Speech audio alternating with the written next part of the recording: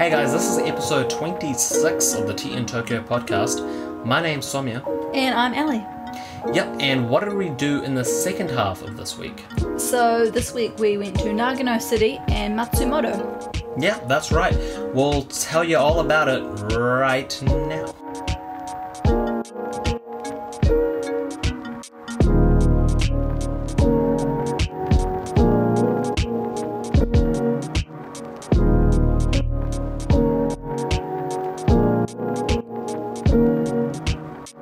After Karuizawa, we have made our way to Nagano City. Yeah, now one thing that we should probably point out straight off the bat, just in case you do this one day, is that on Google Maps, it's so confusing. Because like if you look up how to get from Karuizawa to Nagano, basically it'll only tell you to take the Shinkansen 90% of the time. Yeah, it was really weird because we had looked it up. And one time we were sure it had told us that you could do it without doing the Shinkansen. But then every other time since then, it said that the only transport between the two cities was like a 4,000 yen bullet train. Yeah, so it costs a lot of money to do that.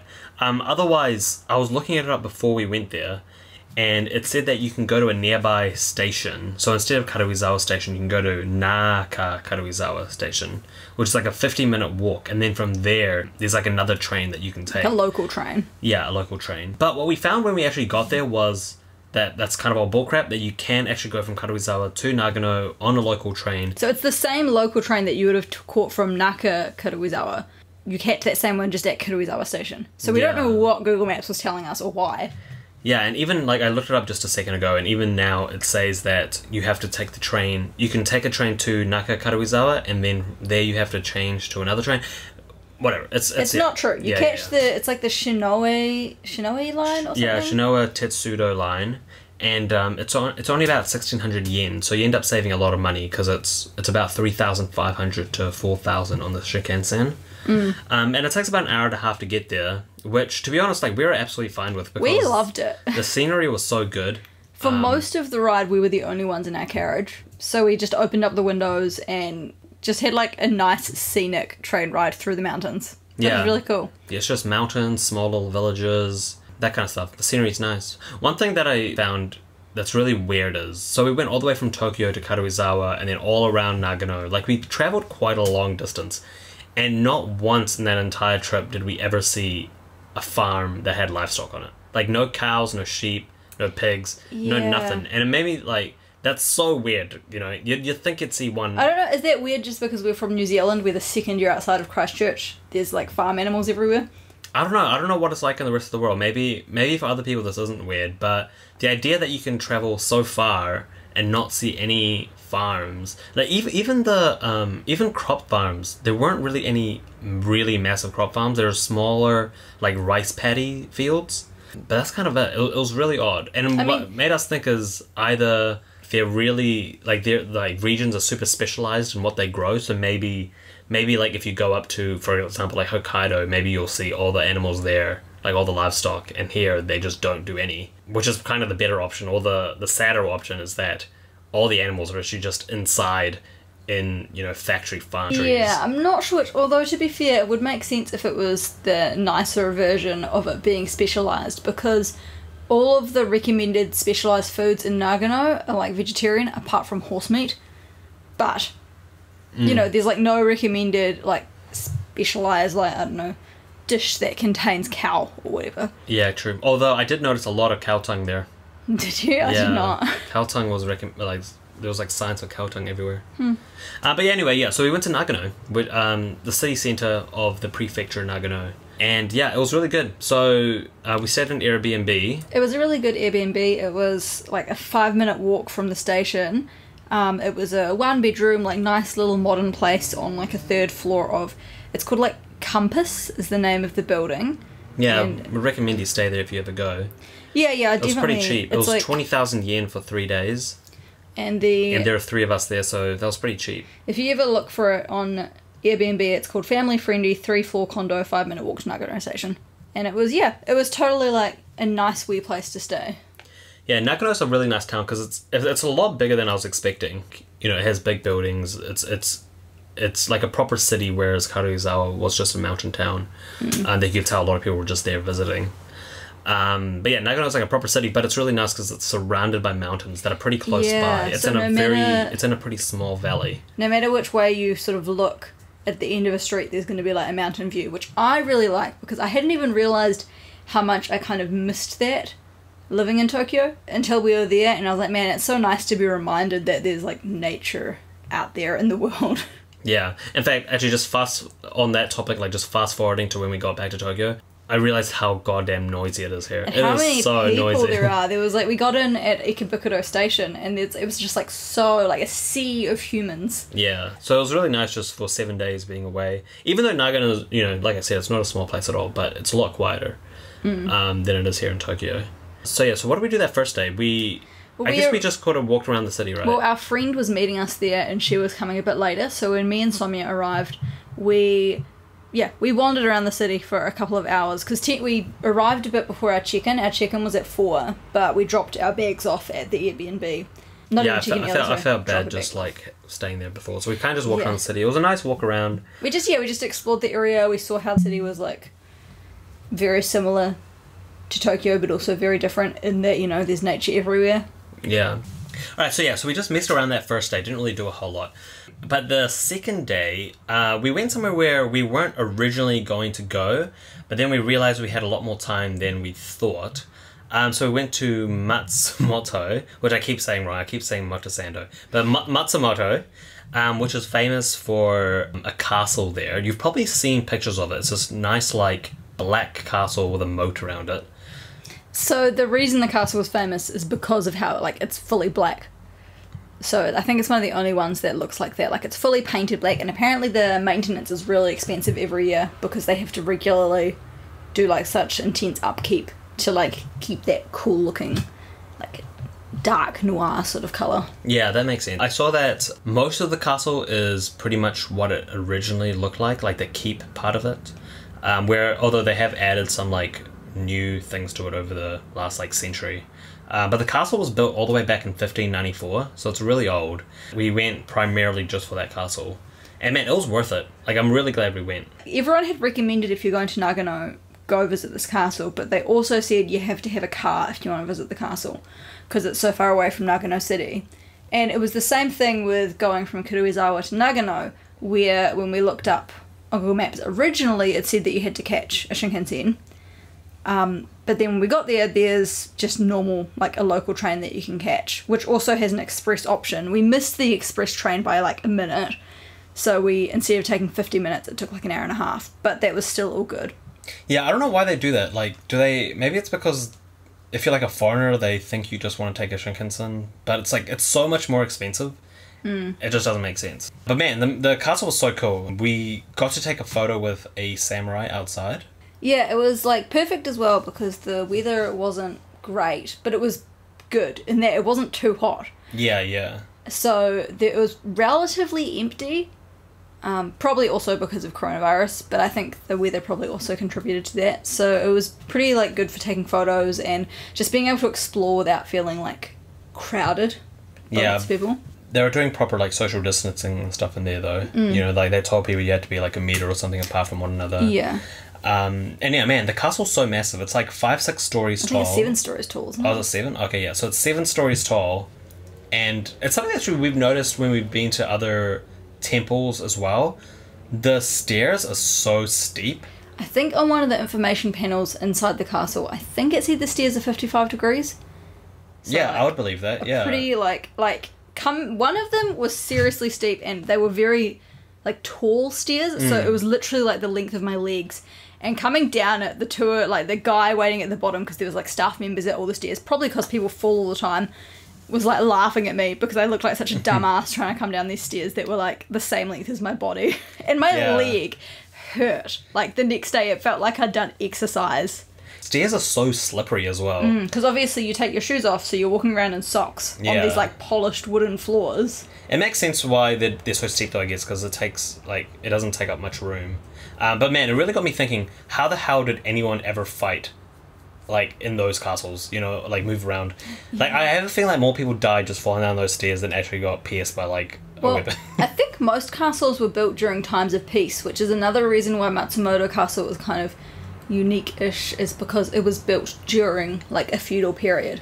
So right. It's got heaps of, like, turrets. It's got, like, little gaps where you could throw rocks down your enemies. It's got those little, like, I can't remember what they're called, but, like, slits in the wall that you can, like, shoot arrows through. Yeah, that's really cool. This is the first castle that we've ever been to. Yeah. Like, anywhere in the world. And, yeah, it was just really cool to see the places where, you know, they shoot arrows through and stuff. And it was kind of like a little museum as well. They had a weapon inside that you could view. Yeah, because I think it was a certain, like, I don't know, several years after it was built, they added in additional, so the first, like, slits were for arrows, but then they also had one specifically for, like, muskets, like guns, so they had a bunch of the old school guns in there. Yeah, man, and that made me think, like, that was really weird. I couldn't believe that muskets were that old. When I think of muskets, like, I kind of think of, like, the 19th century, like the 1800s, you know? Like, I never thought that there was muskets back in, like, the 17th century and stuff, but I guess there was. Well, yeah, they just probably weren't used. It wasn't like people carried them around all the time, because they literally took a solid amount of time to, like, load up.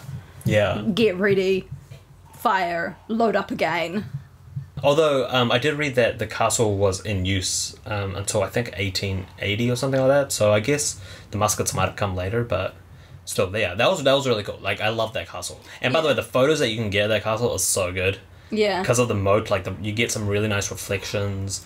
Yeah, so the other thing with the castle was I think it used to be, like, the whole town used to be centred on that castle, and there used to be several layers of moats around it. So there's still the original moat directly next to it. So you can get some good photos where, like, because there's a moat, there's no one standing between you and the castle. Yeah, so. yeah.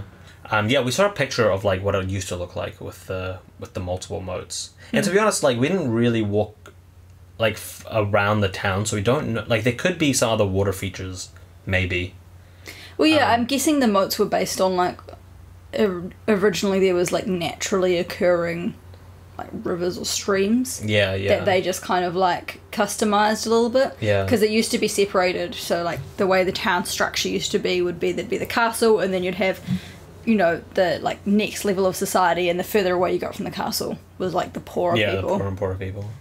Yeah, so man, if you're gonna go to Nagano, I'd highly recommend going to Matsumoto Castle. I'm so glad we did. Yeah, we weren't going to because we thought it would take so much time, and like we didn't have enough time. But it's so easy to go there from Nagano, and it doesn't take too long to look at the castle. Like, we were there for a couple of hours, and then we had time to do something afterwards. You know, it only took up our morning. So afterwards, we went back to Nagano, and we actually had time to go to the main attraction. Oh wait, before that. In Matsumoto, we went to a fast food place called Moe's Burger.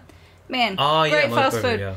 Everyone's been recommending it to me because it turns out they have a lot of plant-based options. So if you're ever in Japan and you're a vegetarian but you like fast food as well sometimes, yeah, they've got like vegan and just vegetarian options. Yeah, Moe's Burger is found like all over Japan. It's just, you know, it's literally abundant like Burger King here. Yeah, it's everywhere.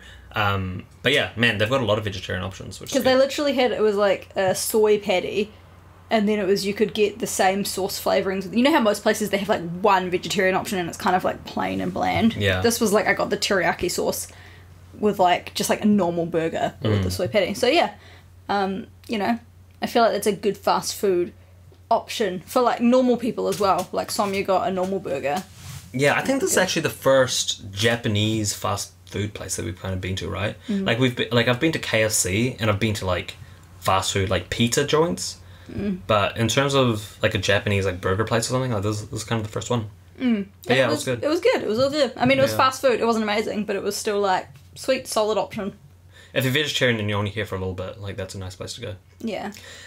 So that same day we went back to Nagano, and we went to the main attraction there, which is Zenkoji Temple. Zenkoji Temple is a Buddhist temple that it was actually made a long time ago. It was made back in the 7th century. And it's one of the few places where not only Buddhist people, but it's kind of been adopted by other religions as well. They go for pilgrimage here in Japan. And yeah, man, it's a massive place. Like, it is by far the best temple that I've been to in Japan so far. Oh, wow. You think so? Yeah, I think so, yeah. Because it's really, really massive. It's on, like, a big ground where it has the main temple, which is really big. And when you go in, it has, like, a giant... Actually, what the hell does it even have inside anymore? Well, we went like pretty late in the day, so most of it was closed, so we explored the grounds, but we did go into the main temple, but you had to pay like, it was either 300 or 700 yen to go like fully in, and we were like, screw it, we don't need to see the inside of the temple. Yeah, that's right, yeah, we didn't go, well, yeah, technically we still went into the temple, but the temple's kind of split in half, so if you want to go into the second half, you have to pay money. Yeah, we were there too late to go in there, and we couldn't be bothered going another day. But it was nice, like, you know, it was like massive like gold fixtures and statues and things like that. Yeah, it's very like impressive and ornate in there. Yeah, and it's surrounded by like, smaller shrines and really nice like those traditional Japanese gates that you see that that are always at temples. It's got a couple of those on the road up there. But yeah, man, that temple was definitely worth it. I'd highly recommend people go there. Wasn't there that one temple that you said you really liked? Oh, there was like a 3-story pagoda, and I think it was actually a museum, but it was closed when we got there. And I thought it was cool because I love reading the information boards about things. Like, I feel like you can appreciate something for how pretty it is, but I also like to read about the history of it, which I know not everyone likes to do when they visit something like this.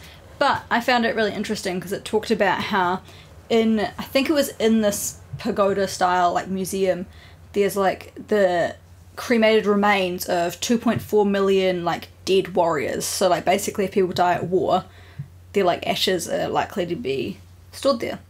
And I don't know. Even now? Do they say that? I don't know how old the information board was, but I mean, I'm guessing from recent wars, surely.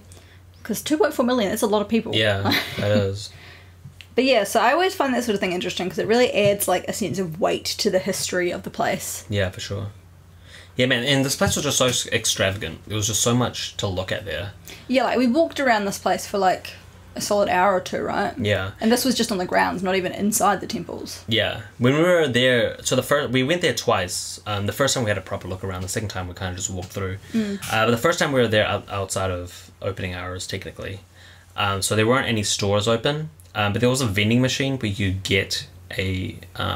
Charm. Yeah, like a fortune charm. Yeah, it was just so random. It was like, man, what a modern way to, like, sell good luck charms is you literally just get it from the vending machine. Yeah, like if you really quickly need some luck, you can just quickly get one from a vending machine. But then when we went there during the day, the vending machine is closed, which makes sense because the vendors want to make money, I guess. But yeah, there's a lot of shops open there and you can get some really nice charms. Yeah. Yeah, and it was like, we realised when we were there, there's, like, cows everywhere in Nagano. Like, it must be their, like... Fake cows, not real cows, sorry. No real ones, we've already mentioned that. Yeah. But, like, there was heaps of little cow statues and little cow, like, the good luck ox tokens. Yeah, so I don't really know why that's a thing. Maybe it's connected to the cow tongue. Yeah, maybe, actually. Yeah. Maybe there are, like, farm animals and we just didn't go to the areas where they are. Maybe they keep them away from the main roads, because let's be real, like, farm animals smell bad. Yeah, you know, maybe. They probably don't want them on the main roads. They're probably, like, off sideways. Yeah, maybe they care about their hair, eh? Yeah. So that was Zenkoji Temple. Yeah. Which is like, it's a 2-kilometer walk from Nagano train station. Yeah. Even the walk's nice though. So you go through town, and there are what did we figure out those are called? Zotos or something? Those like lantern things? Oh, when they could like Zoto is not the right word at all. Yeah, Zoto doesn't sound right. But they're like those massive traditional lanterns and like wooden structures that you always see in Japanese temples. And those line the streets on the way to Zenkoji Temple. And then for a good like 2 or 3 blocks, they've closed the streets to cars and it's only for pedestrians. So it's just really nice places where you can just walk around and there's a lot of shops, a lot of restaurants.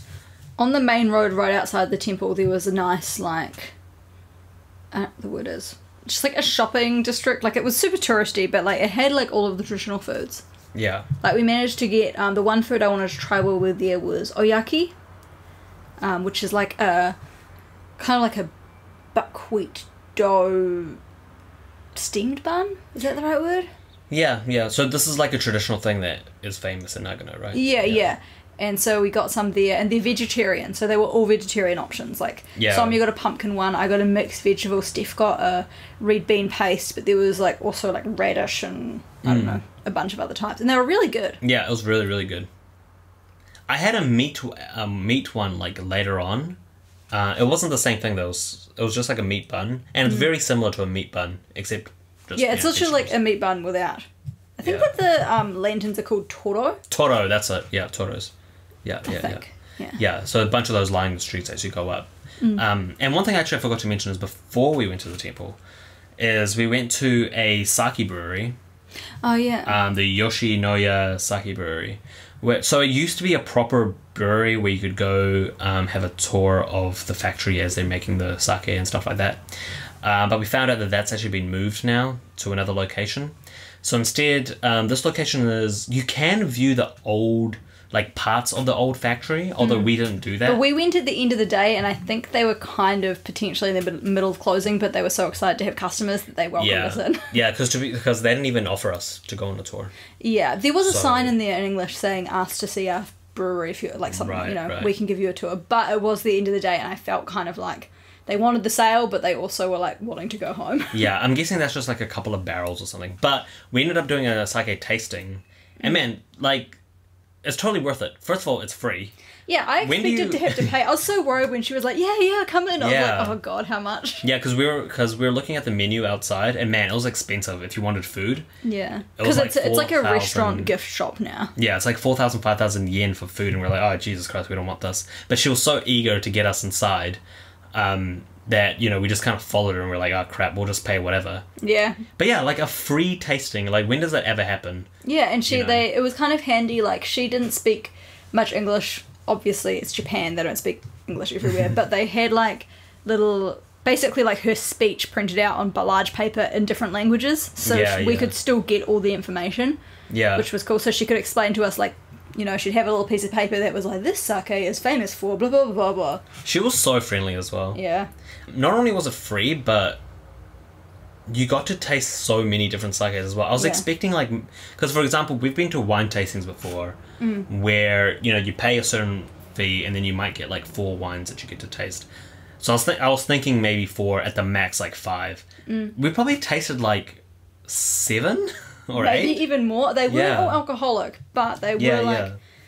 It was really cool, because they started with, like, the more popular ones, and it was, like, different percentages, like, I think it was 50, 40, and 30%. Yeah, you started with the highest percentage one first, which is 50%. And then they also did the ones where, the more expensive ones, where it's, like, it's handmade, so they explain the different processes of how to make it. And then they end on, like, the really nice sweet ones that are non-alcoholic, like rice wines. Yeah, and we felt, like, at the end of it...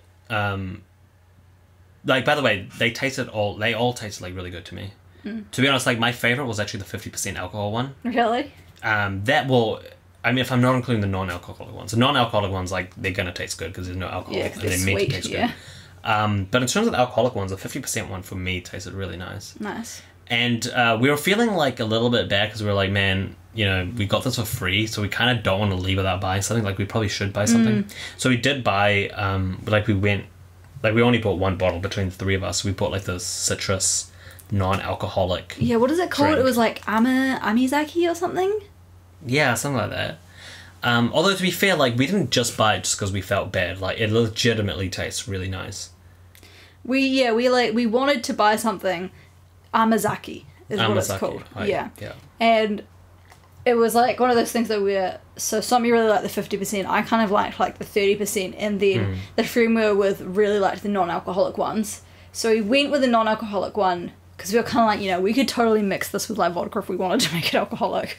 Yeah, that's right. But also, like, we were thinking we should probably buy something that's alcoholic, but then we went for that one. Because, you're in a sake brewery, it's like, man, we should buy sake, but... Yeah, that's the thing, eh? But then, like, while we were deciding, I was kind of thinking...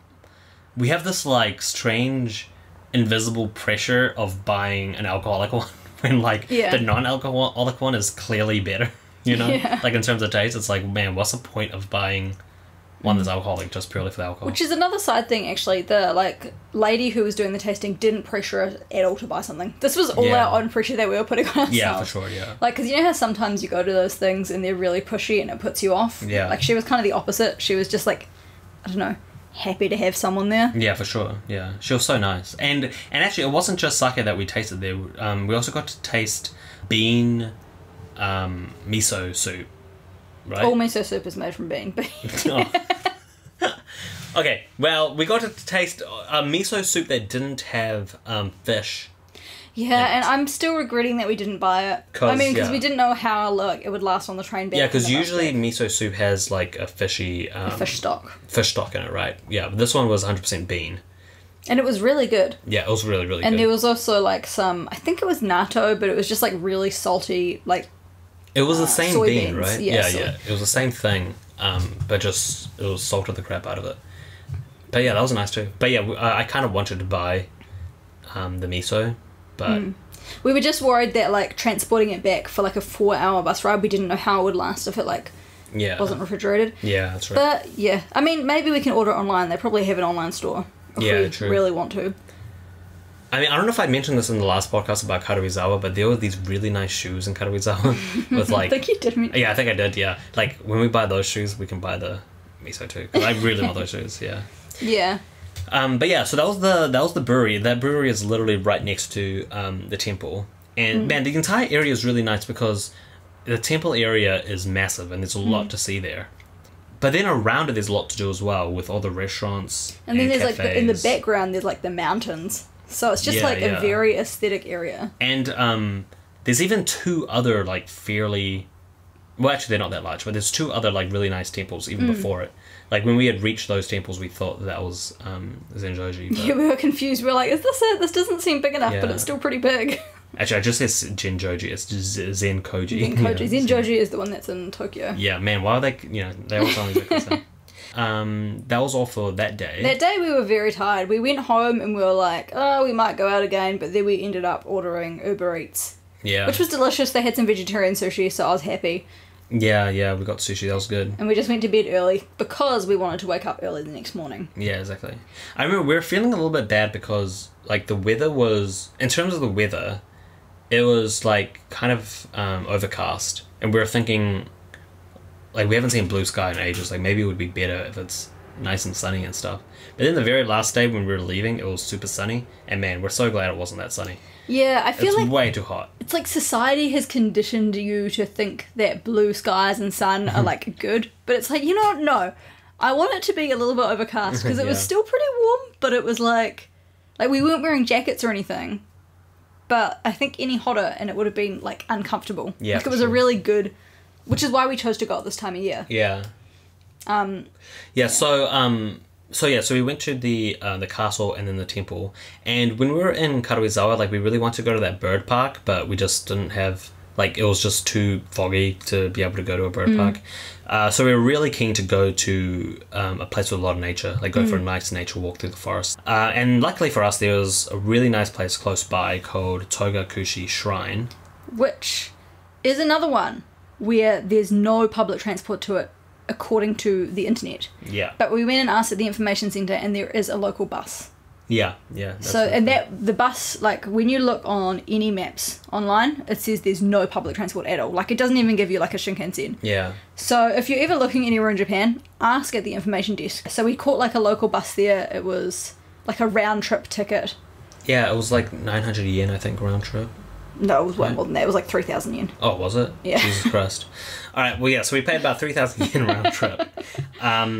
This shrine is pretty famous. So I've been doing a little bit of research on it, and they don't really know when it was made. So some people think that it was made 200 BC. Oh, wow. So around then, so it's super old. But apparently some Buddhist people have said that there's writing that shows that it was made at 880. So there's like 1,000 difference. Yeah, 1,000 years difference. But still, regardless of when it was made, it's super old. Like, it's at least 2,000 years old, And it's really cool because it's like nestled up in the mountain, and there's this big walkway through these like ancient cedar trees. Yeah, massive Japanese cedar trees. They're also called Japanese redwoods. And the trees are really old as well. Like, apparently some of the trees are like 200 to 900 years old. Oh, wow. I didn't realize they were 900 years old. Yeah. And yeah, so they lined this track, and you can take some really, really good photos with these huge trees. And also the cool thing is about these, like, having those trees there, is that when we went, it was raining, and it was raining fairly hard.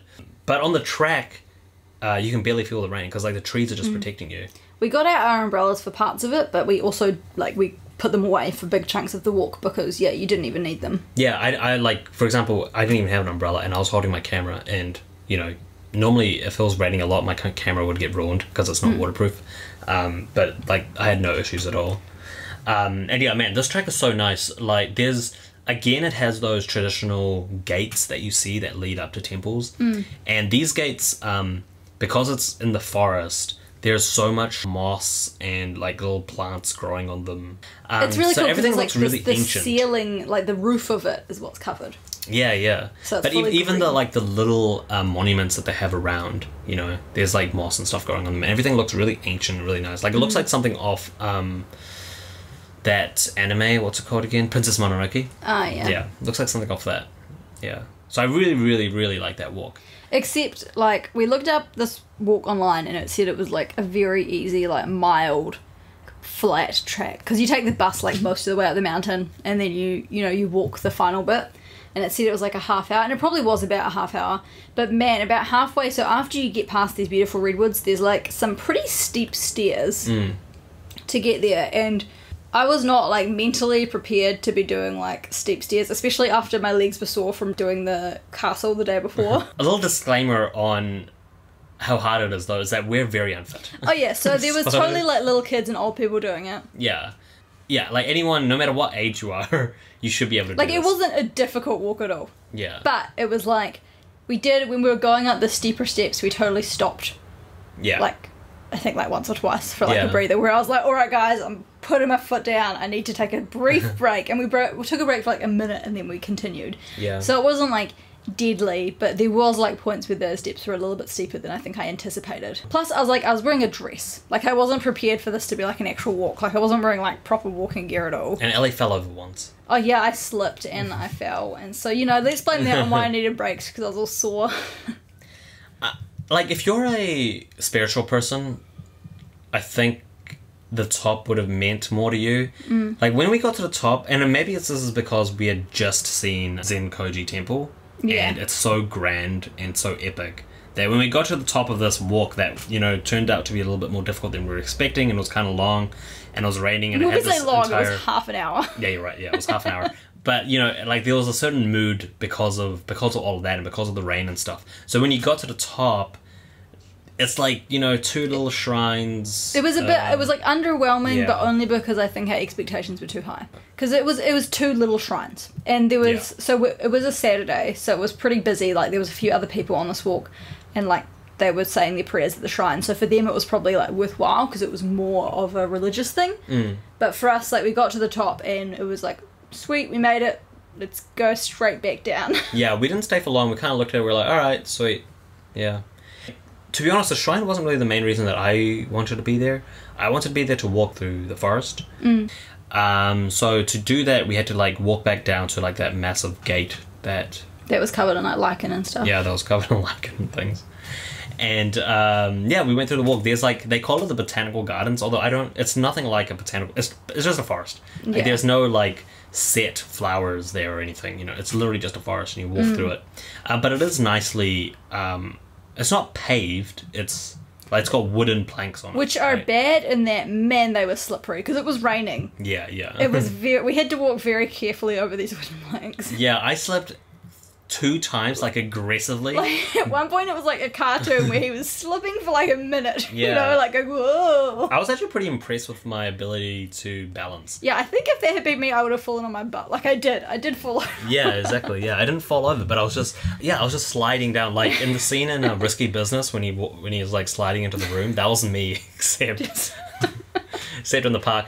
The scary thing about this, though, was because it's the forest and because this is Japan, there are, like, signs everywhere saying beware of black bears. Yeah, like, So there's there a are- lot of warning signs. Yeah, they're a legitimate threat in Japanese forests, and also if you're from overseas, like in most places in the world, you're probably already aware of, like, dangers in the forest, like things that you have to be aware of. Because we're from New Zealand, we're not, like, used to any of The that. thing you have to be aware of in New Zealand is, like, literally the terrain itself and, like, the, like, weather. Like, Yeah. you don't have to worry about animals or, like, bugs in New Zealand. Yeah, exactly. There's literally no precautions you have to take in terms of the animals. There's nothing that could kill you there. Yeah. But here, one thing that my students had been talking about in the past, which, like, that was actually the first I had heard about it, and I asked them a lot of questions about it. But it says on these signs as well, is they recommend that you take a bear bell. So it's literally just a bell that you put on your bag or whatever. And it just warns the bear that you're coming. Yeah, that's all it is, yeah. Because, you know, like with most animals, they don't really want to be around humans. Like, they're not evil and they don't want to, like, go out there and kill you. Like, if they attack, it's probably because they're, like, startled or they're trying to protect the young, or maybe they were eating and they're worried that you're going to steal their food. Yeah. So if you're wearing a bear bell, the idea is they'll hear you coming, so they won't get, like, a fright when they see you. And our friend that we were with is from Canada, so she was probably more, like... I don't know what the word is, like, she was, like, being reasonably concerned, but she does also have anxiety, so she was, like... like next level concern. So she was pretty worried about bears, so we ended up doing the smaller version of the forest walk just for her own like mental health. Yeah, it was a weird experience because I've never walked through a forest where you're kind of looking out for something. Like, even though the chances of that bear being there is very slim. But not super slim, because they did have lots of signs being like, this is a known active, like, this is where bears live. Like, this is an area where they're, like, we're very... Yeah, but they put that anywhere where a bear could be, you know. Yeah. And also in a place that's that popular with tourists, they would normally be aware of where bears are if they're in the area. Like, for example, I've read about in Hokkaido, if you're going on walks, if there's...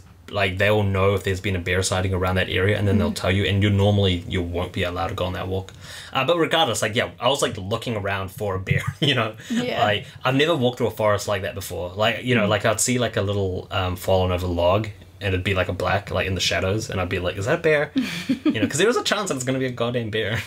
Yeah, so we were, like, a little bit on alert. But that kind of just added to the experience, right? Like, it was a different... Like, normally when we go on a forest walk in New Zealand, it's, like, very serene and peaceful. Yeah. And you're there to just, like, embrace nature. Whereas here, it was the same, but there was also, like, this bell constantly reminding you that you should be a little bit on alert.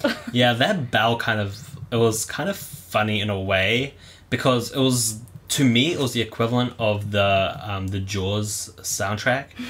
But instead of, like, dun dun... Dun, dun, dun, dun, dun. It was just like ding, ding, ding, ding, ding. And then it's funny because normally, like, with a beer bell you just put it on your bag, but our friend was holding the beer bell, and like you could tell like where her anxiety levels were, and by the way, she's probably gonna listen to this. Yeah. You know. And we've talked about, we made this joke while we were on the walk, so we're not just like bitching about her. Like, I was like at the front of, like, when we were walking, so I couldn't like see her, but you could tell how she was feeling by how fast the beer bell was going. And every time, like, she would, like, ring it louder and faster, my anxiety levels would go higher, because I was like, holy shit, like, does she see something?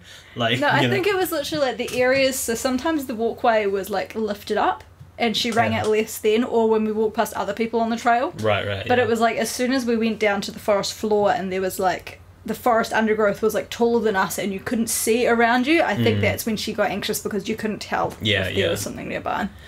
The part where I was the most scared was when I heard, like, all these bees around me, and I thought, like, it literally sounded like a beehive had fallen to the ground, and there was a bunch of bees. I was, like, freaked out, but it turns out it was just a bunch of flies. There was, like, 50 flies in this one area. Yeah, I wonder if there was, like, because this was on the walkway that was raised, I wonder if there was something under that walkway, like a dead animal, that we obviously couldn't see, because there was a lot of flies in that one hopefully spot. it wasn't bear droppings and there was a bear. Honestly, it could have been. Yeah. I was really, like, I really wanted to see, I mean, if I saw a bear, that would have been awesome, to be honest, in, like, the distance. But, you know, I just want to see any wildlife. So, like, every place that we go, they always talk about flying squirrels being there, but we never actually seen a flying squirrel. We found out that they're nocturnal, so that's probably why. But I was also keen just to see any birds to take photos of. Didn't see any really interesting birds. There were some really cool butterflies there, though, that we took photos of. And it was annoying, because I could hear woodpeckers. Like, I could hear them picking at the wood, as they do. But I couldn't see them because the trees are so massive and it's, like, so thick. When we did see some birds, they were very well, like, camouflaged into the forest. Like, we only would see them because they moved and we spotted them that way. Yeah. And then they'd go still again and you'd be like, wait, where did it go? Yeah. The one time that we had, like, a good, clear vision of birds, like, it was kind of in the distance, so I couldn't tell what it was. And I was, like, really excited. I was like, sweet, I need to take photos of these. But then under, like, closer inspection, they were just ducks. I was like, oh, yeah. You know, ducks, it's always ducks. So it was a nice walk, though. It was, like, very, like, thick forest, and then there was a little lake where there was some ducks that were pretty cute. They were swimming around. Yeah, if you're wanting to go through, like, an authentic Japanese forest experience, but you want to do a walk that's, you know, fairly easy, this is actually a really nice place to go, because everything's like you know, it's a very nice track. Yeah, it was very easy. This part especially, there was no hills or anything to this part. The most difficult part was how it was slippery. Yeah.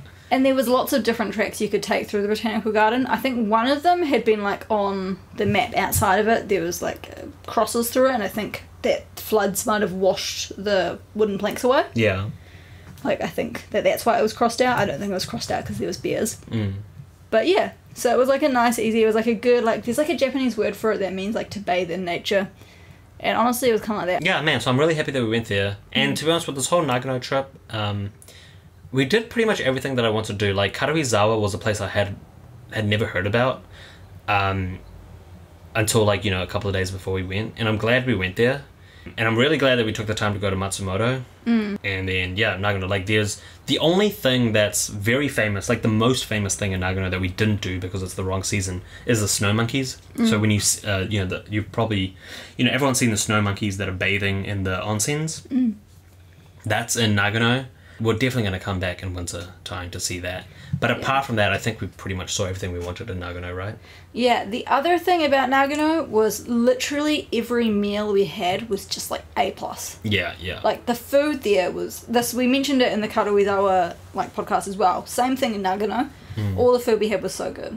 Yeah, specifically Morino Coffee Shop is what I found out it's called. Oh, yeah. Although, to be honest, when we were there, it was just called Waffle Coffee Shop. But you're talking about the one afterwards. Yeah, the Waffle Coffee Shop, man. We had these really nice waffles. I had a waffle eggs Benedict. Never heard of that in my life.